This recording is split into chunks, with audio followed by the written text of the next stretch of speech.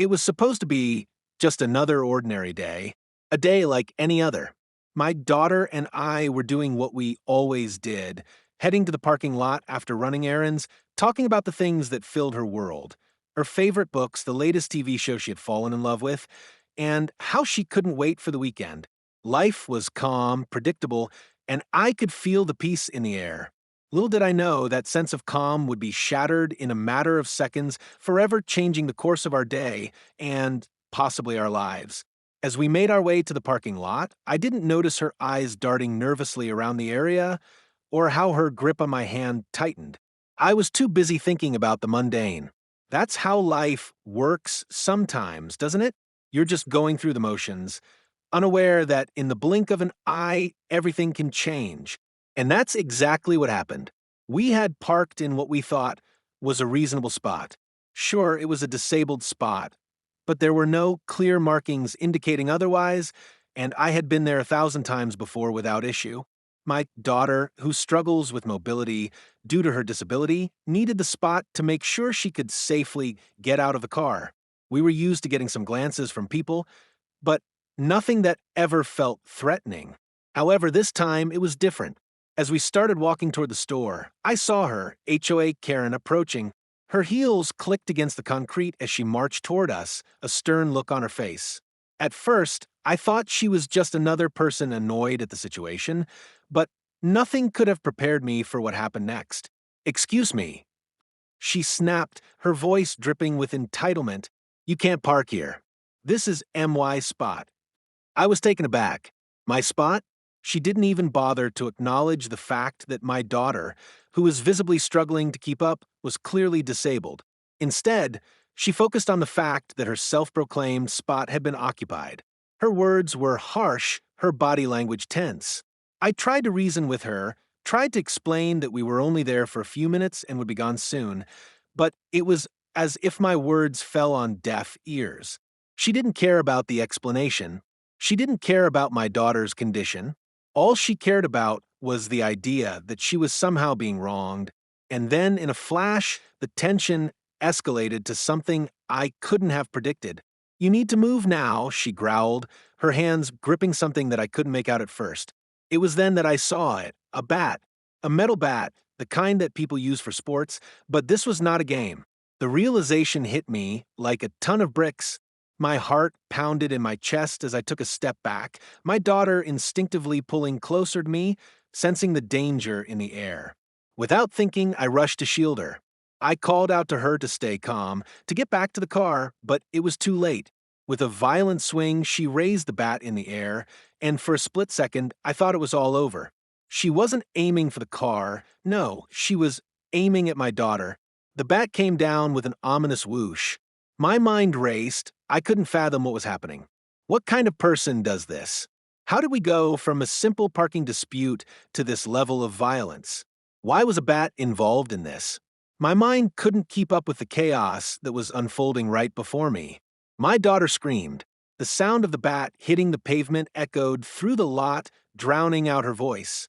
It felt like time slowed down as I watched her chase my daughter, her eyes wild with rage. My daughter was terrified, struggling to run, but the weight of her disability and the shock of the situation kept her from moving fast enough. The world around me became a blur. I couldn't think. I couldn't act fast enough. I could only watch as my daughter was chased by this woman, this complete stranger, for something so trivial as parking in a spot she claimed was hers. My blood boiled. I couldn't let this happen. Not to my daughter, not to anyone. As we sprinted across the lot, I grabbed my daughter and pulled her towards the store, shouting at the top of my lungs for help. But no one came. People watched, some stood frozen in place, others too scared to intervene. It felt like the world had turned cold, as if the safety and humanity I had once believed in no longer existed in that moment. The feeling of helplessness was suffocating. My daughter's distress, the injustice of it all, it burned inside me. How could anyone let this happen? And yet it was happening. The anger I felt was a powerful force, but it couldn't change what had already been done. What happened next would make me question everything I thought I knew about justice, power, and the entitlement of others. It wasn't just about a parking spot anymore. It was about protecting the vulnerable, about standing up to people who think they can bully others because they hold some imagined power over them. It was about how far people will go when they feel untouchable and how much one moment can break the trust we place in our communities. But this wasn't the end. No, this was just the beginning. The truth about what happened that day and the aftermath that followed would open my eyes to the dark side of the HOA system, to the corruption and abuse of power that so many people never see coming until it's too late.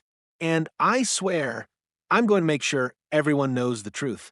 This is the story of how one woman chased my disabled daughter through a parking lot with a bat. Not just for blocking her spot, but because she believed she could. And I'm here to tell you, this is where it all began. And you won't believe where it ended. My daughter, Sarah, has always been my world. At 12 years old, she was full of life, with a smile that could light up any room. But life hadn't been easy for her. Born with a rare mobility impairment, she relied on a wheelchair to navigate the world around her.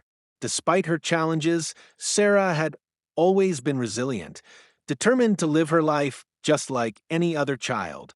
She loved to play, to laugh, and to dream big. Nothing could hold her back, not even her disability. On this particular day, we had just finished running a few errands. It was a simple outing, a quick stop at the store, a routine task that we had done countless times before. We found ourselves in the parking lot, not thinking much about it, as I helped Sarah out of the car and into her wheelchair. The sun was shining, people were going about their business, and everything seemed perfectly normal, peaceful, even. There was nothing extraordinary about this moment, no reason to believe that anything out of the ordinary could happen. But there she was, HOA Karen, the woman who would forever change our perception of safety and community. We hadn't even noticed her at first, but as soon as we parked in one of the handicapped spaces, the trouble started. We thought we were just doing the right thing by choosing a spot that would make it easier for Sarah to get in and out of the car. But to Karen, this small, harmless act seemed to ignite something far darker. What started as a disagreement about a parking spot would quickly escalate into an encounter that none of us could have predicted. The parking lot where everything unfolded was a quiet, everyday place. Nestled between a small shopping plaza and a few residential buildings, it was a typical lot for local businesses. There were usually only a few cars parked at any given time, and most of the spaces were generously sized to accommodate the influx of customers. It had always been a peaceful environment, no loud arguments, no confrontations. People parked, shopped, and went about their day. It felt like one of those places where you could leave your worries behind, even if it was just for a few minutes. The parking spaces were clearly marked, with special spaces designated for the handicapped near the entrance of the plaza. These spaces were wider, designed to make it easier for people with disabilities to get in and out of their cars without hassle. This wasn't the first time we'd used one of these spots. I always made sure to park in these designated spaces, as it was safer for Sarah to access her wheelchair. I was familiar with the layout and the general rhythm of the lot. No one ever seemed to mind. It was just understood that these spaces were there for people who needed them. Behind the lot stood a tall building with an HOA, Homeowners Association, office, its windows reflecting the bright sunlight. The HOA had always been a bit overbearing when it came to enforcing rules, but I'd never had any personal issues with them before. They were supposed to maintain the building and surrounding areas, ensuring that everything was clean, well organized, and that residents followed the rules. But on this particular day, it was clear that this seemingly mundane lot was about to become a battleground, one that no one expected. The tranquility of the moment was shattered when we parked, unknowingly becoming the center of a conflict we never asked for. What seemed like a simple routine task, getting out of the car and heading into the store, turned into something far more intense. The air that had felt calm and clear now felt heavy, charged with tension. Something was about to change, but I didn't know just how drastically. As Sarah and I started making our way toward the store, I noticed a woman walking briskly toward us. Her stride was sharp, purposeful, almost like she had somewhere important to be. At first, I didn't think much of it. People walked through parking lots all the time. But then she stopped in front of us, blocking our path, and I felt an immediate shift in the air. "Excuse me," she snapped, her voice sharp and commanding, as though she had every right to interrupt our peaceful walk. "You're parked in my spot." I looked around, momentarily confused. I didn't recognize her, and as far as I knew, we were parked in one of the designated handicap spaces. I glanced at the sign, then at the wheelchair symbol, which had always marked the space as reserved for those with disabilities. The spot was clearly meant for someone like Sarah. "We're not parked in anyone's spot," I said calmly, trying to ease the situation. "This is a designated handicap space. My daughter needs it." But Karen wasn't having it. Her expression twisted with irritation as her hands clenched into fists. "I've lived here for years, and that spot has always been mine," she spat, her voice growing more aggressive with each word. "You don't belong here, and I don't care what your excuse is. Move your car now." I was taken aback. This wasn't just a simple misunderstanding, it was escalating quickly. I glanced at Sarah, who was visibly uncomfortable, her eyes wide with confusion. She wasn't used to confrontations, especially ones involving her disability. I could see the fear creeping into her expression, and that did something to me. I could feel the tension rising in my chest. This wasn't just about parking anymore. "Ma'am, we're leaving soon." I tried again, trying to keep my tone calm. "There's no need for this. Please, just let us go inside, and we'll be out of your way." But Karen wasn't listening. She wasn't even interested in hearing what I had to say. "You think I'm going to let you take my space just because you've got a disability?" she scoffed. "People like you think you can just take what you want and no one will say anything. Not today." Her words were laced with venom, and there was something in her tone that made my stomach drop. It wasn't just anger anymore, it was something darker, something more personal.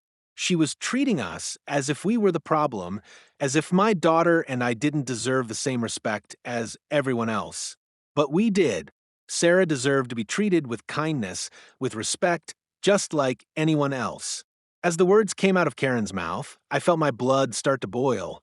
I knew I had to protect Sarah, but my attempts to reason with her only seemed to make Karen more irate. She was standing too close now, her body language tense and threatening. "Move the car," she demanded again, her voice cold. The anger in her eyes was clear, but I wasn't moving. I wasn't going to let her push us around. Not today. Not when it involved my daughter. I stood my ground, and that's when Karen's next move took me completely by surprise. She turned, walking toward the trunk of her car, where I saw her reach inside. I thought she was just getting something from a back, but as she turned around, I froze. In her hand was a bat, a metal bat. My heart dropped to my stomach. This was no longer a parking dispute. This was something much, much worse. The look in her eyes, wild, unhinged, sent a chill down my spine. The bat gleamed menacingly in the sunlight, and I knew immediately that this wasn't just about the parking spot. This was about control, power. She thought she could bully us into submission, and it was becoming painfully clear that she was willing to go to extreme lengths to make sure she won. I could see the terror in Sarah's eyes as she noticed the bat, too. The reality of the situation hit me all at once. My daughter, the one person I would do anything to protect, was in real danger now. The moment the bat came into view, everything seemed to happen in slow motion. I remember the gleam of metal in Karen's hand, the way her grip tightened, the way her eyes, wide and frantic, locked onto Sarah. A sense of panic flooded my chest, but there was no time to think. My daughter was in immediate danger. Karen's first swing was wild, the bat slicing through the air with a terrifying whoosh. It didn't hit anything, but the sound alone sent a shockwave through my body. My instincts kicked in, and without thinking, I rushed forward, trying to shield Sarah. "Get back to the car now!" I shouted, my voice cracking with urgency. But Sarah, she was frozen, her wide eyes locked on Karen and the weapon in her hands. Fear. It was so raw, so palpable. It was almost like I could feel it radiating off her. Before I could get to her, Karen's second swing came down. This time, it was aimed directly at Sarah. The bat missed by mere inches, and I heard the sickening sound of it slamming into the concrete beside my daughter's wheelchair. It didn't matter that it wasn't hitting Sarah, yet each swing, each movement was a clear signal of her intent. She was willing to hurt her. She wanted to hurt her. And that thought tore through me like a knife. "Move, Sarah, move." I yelled, my voice desperate now. But Sarah couldn't move fast enough. She was panicking, her wheelchair barely keeping her steady as she tried to push herself forward. Every second felt like an eternity, and I couldn't understand why no one around us was doing anything to help. There were people nearby, shopping, talking, going about their business, yet no one was intervening. Not a single person. Karen advanced, her bat raised high, and I saw her face twist into something almost unrecognizable. This wasn't the woman from earlier, the one who had been angry about a parking spot. This woman, this version of her, was unhinged. Her eyes were filled with rage, as if she was enjoying the chase, enjoying the power she had over my helpless daughter. And I couldn't stop it. I rushed forward, pushing myself in front of Sarah, desperately trying to protect her from the next blow. But I wasn't fast enough. Karen swung again, and this time the bat connected with the side of my leg. The sharp, searing pain shot through me, but it didn't matter. I could barely feel it. The only thing I could focus on was getting Sarah to safety. "Sarah, get up." I cried. "We need to go now." And then it happened, the moment I never expected. Sarah finally moved. With a burst of energy fueled by sheer terror, she pushed herself forward in her wheelchair, her eyes wide with determination, and sped toward the store. Karen's bat sliced the air behind us, but by the time it landed, we were already a few steps ahead, running as fast as we could in the chaos of the parking lot. I could hear Karen's footsteps behind us, the sound of her breathing ragged, her anger rising with each stride she took. But I couldn't stop. We couldn't stop. We just had to get inside. The world around me seemed to disappear as I focused solely on getting Sarah to safety. It was as if time had come to a halt, and the only thing that mattered was protecting her. The fear I had for her, the sheer terror that gripped me, was unlike anything I had ever felt before. And yet, somehow, we made it. We reached the store entrance, and the automatic doors slid open. But as I glanced back, Karen was still there, bat in hand, her rage palpable. I didn't know if the nightmare was over, but in that moment it felt like we had escaped, at least for now. As we sprinted toward the store, my heart was pounding in my chest. Every step I took felt like a battle, each one heavy with the fear of what might happen next. My mind was a blur, focused only on the fact that Karen was still behind us, still chasing us. But it wasn't just my own safety I was worried about, it was Sarah's. My daughter. The thought of her being in danger, of her being hurt because of someone else's malice, felt like a weight too heavy to bear. "Sarah, hurry." I called out to her, my voice desperate, my throat tight with emotion. She was trying so hard to move her wheelchair quickly, but the panic had completely overtaken her. She was shaking, her face pale, her hands gripping the wheels so tightly that her knuckles were white. I could hear her breathing heavily, each exhale shaky and uneven. The fear in her eyes, the sheer terror that had taken over her was unbearable. I looked back over my shoulder, expecting to see Karen close behind us, bat raised and ready to strike again. But the parking lot was now a blur of movement, the people standing by the storefront nothing more than shadowy figures in the background. I couldn't afford to look back anymore. We had to get inside the store. It felt like our only chance. But as we neared the entrance, I saw Karen. She was still following us. I could hear her footsteps, fast and heavy, closing in on us. My pulse quickened, and for a moment I froze in fear. Would she catch up? Would she take another swing at Sarah? The thought of it made my stomach drop. "Stop. Stop right there." Karen's voice rang out, harsh and commanding. She was shouting, demanding, her tone dripping with a venom that I hadn't heard before. I turned to see her closing the gap between us, the bat still clutched tightly in her hands. In that instant, something inside me snapped. I couldn't let this happen. I couldn't let her hurt my daughter, not for something as petty as a parking spot. There was no way I was going to allow this woman to terrorize us any further. Not while I was still standing, not while I still had the strength to protect Sarah. With everything I had left, I made a decision. I turned sharply to face Karen, putting myself between her and Sarah, trying to shield my daughter as best as I could. I didn't know what would happen next, but I knew I had to try. I had to be strong for her. I was the only one standing between this woman and my daughter.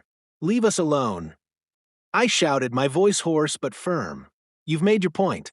There's no reason to continue this. Just let us go. Karen stopped in her tracks, the bat hanging loosely at her side. For a moment, there was silence, just the sound of my own ragged breathing and the soft hum of the parking lot in the background. I could feel my heart racing, but I didn't let it show. I wasn't backing down. Not now. Not when my daughter's safety was at stake. But Karen wasn't ready to give up yet. I told you, this is my spot, she yelled, her face turning red with fury. She was shaking now, her words coming out in a torrent of anger and frustration. You think you can just park wherever you want? Think again. This isn't over. I could see the madness in her eyes. There was no reasoning with her. She wasn't interested in compromise. She wasn't interested in listening. She only cared about her own twisted sense of entitlement. And in that moment, I knew I was wasting my time trying to appeal to her sense of logic or fairness. But something in her posture faltered. Her anger, while still palpable, seemed to waver slightly. It was as if she was starting to realize that we weren't the ones backing down. I stood firm, not letting her intimidate me. Not anymore. And then, as if realizing that the confrontation wasn't going the way she had expected, Karen dropped her shoulders in resignation. The bat lowered slightly. Her fury was no longer enough to carry her through. Get out of here, she muttered under her breath, her voice barely above a whisper now laced with defeat. I don't want to deal with you anymore. I didn't move immediately. I stood there, making sure that she had completely backed off. I didn't trust her. Not after everything that had happened, but as I saw her take a few steps back, I turned to Sarah. Her eyes were still wide, still terrified, but I could see the faintest hint of relief begin to show through the fear. Sarah, I said softly, we're okay. We're safe now. But even as I said those words, I knew the truth. Nothing would be the same. My daughter had been scared to her core, and no matter how hard I tried to shield her, I couldn't undo what had happened. The damage had been done. But at least for now, we were safe. We had survived. I guided Sarah inside the store, my hand resting gently on her shoulder. The door slid shut behind us, and I took a deep breath. The adrenaline was starting to fade, leaving me with an overwhelming sense of exhaustion and relief. We had made it through, but the question lingered. What kind of world had we stepped into where something as small as a parking spot could turn into a nightmare? Just as I thought we were in the clear, an unexpected turn of events shattered the fragile sense of relief I had allowed myself to feel. I had barely taken a few steps into the store when I heard the sound of hurried footsteps behind us. It was Karen, and she wasn't done. My stomach sank as I turned around, bracing myself for another confrontation. But what happened next took me completely by surprise. Wait, she called out, her voice oddly frantic, almost pleading. I stopped in my tracks, heart pounding, wondering what new escalation this would bring. Was she still going to attack us? Had she followed us into the store to finish what she had started? But no. As I looked at her, I saw something I wasn't expecting: tears. Her face was flushed, not from anger this time, but from humiliation and fear. The woman who had been so certain, so aggressive, was now visibly breaking down before me. Her hands trembled as she clutched the bat, but it wasn't raised in anger anymore. It was just hanging loosely at her side. I'm sorry, she stammered, her voice shaking. I didn't mean for it to go this far. I blinked, momentarily unsure of how to react. The last time I saw her, she had been a picture of rage, so consumed by her obsession with the parking spot that she seemed almost untouchable in her fury. But now, standing before me, she looked smaller, vulnerable. It was like the weight of what had happened was finally hitting her, and the force of it was making her crumble. I I was just so angry, Karen continued, her words coming out in a rushed, broken stream. It's been a tough few weeks. I I didn't mean to hurt anyone. I couldn't believe what I was hearing. This woman, who had just moments ago been threatening my daughter's safety with a metal bat, was now apologizing, almost pleading for understanding. I was torn. On one hand, I wanted to throw her apology back in her face, demand retribution for what she had put us through. But on the other, I knew that her breakdown meant that, in some twisted way, she had realized what she had done. It was the most unexpected twist. The Karen who had been so relentless, so self-righteous, had turned into someone who now appeared ashamed, even guilty. But was it real? Or was this just another tactic to manipulate the situation? The moment Karen apologized felt surreal, but it didn't undo the damage that had been done. The adrenaline that had been pumping through my veins began to wear off, but in its place, a new wave of emotions hit me: anger, confusion, and an overwhelming sense of betrayal. This woman, who had moments ago threatened my daughter with a bat, was now standing in front of me, tears in her eyes, apologizing as if everything could just be forgiven and forgotten. But nothing would be the same after what had happened. As I stood there, trying to process the situation, I noticed Sarah's trembling hands. She was still trying to make sense of the events that had unfolded so quickly. She had always been such a strong girl, but I could see the cracks in her composure. The fear she had experienced was still evident in her eyes. The trauma of being chased, of feeling so helpless, was written across her face. I gently took her hand and led her to a quiet corner of the store, away from the chaos of the confrontation. The tears that had threatened to fall finally broke free as I hugged her, holding her close, trying to reassure her that she was safe now. But I knew the truth. Nothing would ever erase the memory of Karen swinging that bat or the terror my daughter had felt. I couldn't just let this go. It wasn't about a parking spot anymore. It was about the safety and well-being of my family. I immediately called the police, reporting the incident in full detail, including the threat of violence. Karen's apology didn't erase her actions, and I couldn't just brush it under the rug. The police arrived quickly, taking my statement and gathering evidence. They spoke to Karen, who seemed strangely distant as she tried to explain herself.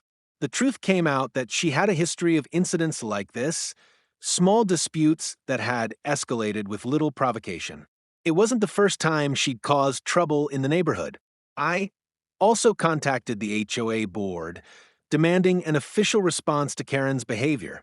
I made it clear that this wasn't just about the parking spot, this was about how she had endangered our safety. The HOA promised to investigate and take action, but I couldn't shake the feeling that Karen's behavior had been ignored before, and that this might just be the beginning of a larger issue. For Sarah, things weren't as simple as just moving on. She struggled to sleep that night, her thoughts still swirling with what had happened. The sound of the bat crashing against the pavement kept echoing in her mind. The world had felt like a safe place before. Now, everything felt uncertain.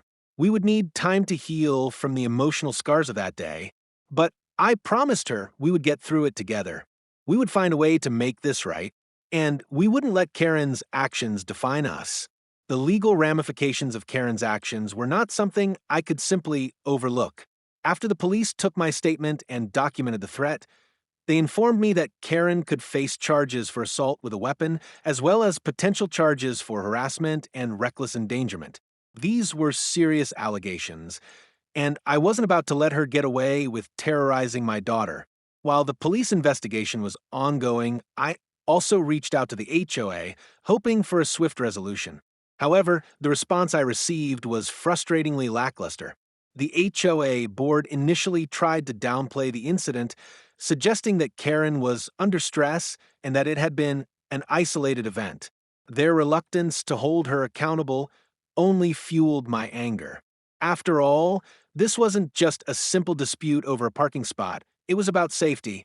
Karen's actions had endangered my daughter, and the HOA had a responsibility to ensure such behavior wasn't tolerated, especially from someone who seemed to have a history of issues. It wasn't until I threatened to take legal action against the HOA for failing to address the situation that they agreed to launch an internal review of Karen's behavior. I insisted that they take appropriate disciplinary action and ensure this kind of hostility was not allowed to fester within the community. I also demanded they implement better oversight over parking and other community disputes, so something like this wouldn't happen again. In the community, reactions were mixed. Some neighbors were supportive, voicing their concern about Karen's behavior and the need for accountability. Others were hesitant, worried about the potential fallout and the disruption it might cause. But for me, the message was clear. Karen's actions couldn't go unchecked, and neither could the community's failure to act responsibly. The events that unfolded that day taught me a profound lesson, one that still resonates deeply with me and reminds me of the importance of standing up for what's right, especially when it comes to protecting the vulnerable. The truth is, Karen's actions weren't just about a parking spot, they were a stark reminder of how easily power can be abused and how much harm can come from a lack of empathy. In a world where we often take things for granted, it's easy to forget that not everyone experiences life in the same way. Sarah's disability doesn't just affect her physical movements, it affects her entire perception of the world around her. She's forced to navigate spaces that aren't always designed for her needs, to face people who don't understand her struggles, and to contend with biases and misconceptions about her worth. When Karen chose to threaten her with a bat, it wasn't just an attack on her. It was an attack on everyone who has ever been marginalized, who has ever been made to feel that their existence doesn't matter. The key lesson here is the importance of compassion. It's crucial that we take the time to understand others, to recognize that we all come from different walks of life, and that everyone deserves respect regardless of their circumstances. Karen's outburst was driven by her inability to see beyond her own narrow perspective. She was so consumed by entitlement and anger over something trivial that she failed to recognize the humanity in front of her. But it wasn't just Karen who needed to learn something, it was the people who stood by, the bystanders who didn't intervene when they saw my daughter being chased. We all have a responsibility to speak out when we see injustice, to take action when someone is in harm's way. And finally, the power of resilience cannot be overstated. My daughter may have been frightened, but she didn't back down. Despite her fear, she kept moving forward. She reminded me that in the face of adversity, we don't give up. We rise, we stand, and we keep moving forward. It's in those moments of struggle that we truly find our strength. This story is a powerful reminder of the impact that entitlement and lack of empathy can have on vulnerable individuals. If you've been moved by what you've heard today, I encourage you to take action. Speak out against injustice whenever you see it, whether it's big or small. Share this story with others to help raise awareness about the challenges faced by people with disabilities and the importance of standing up for them. Let's come together as a community to create a world where respect and kindness are the standard, not the exception. Subscribe to HOA Denied Access for more stories that shed light on issues like this and inspire real change. Your voice matters. Join the movement. Thank you for staying with us and listening to this deeply personal story. The fight for justice doesn't end with this video, it's just the beginning. We've witnessed firsthand how something as small as a parking dispute can escalate into a dangerous situation, and how important it is for all of us to stand up for what's right. Your support means the world to us. If this story resonated with you, share it with others, and together we can raise awareness for the challenges faced by individuals with disabilities and the need for greater compassion in our communities. Be sure to subscribe to HOA Denied Access for more stories, discussions, and updates. There's a lot more to come, and we want you to be part of this journey. Together, we can make a difference. Thank you for watching.